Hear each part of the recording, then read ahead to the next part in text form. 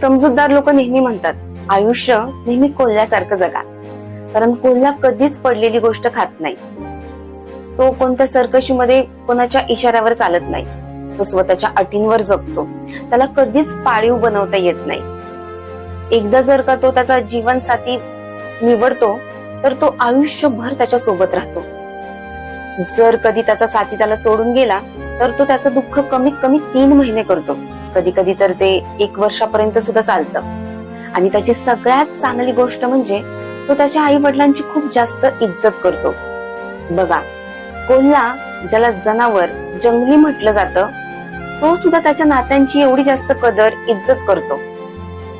स्वाभिमानावर जगतो आणि आपल्या कुटुंबासोबत उभा राहतो.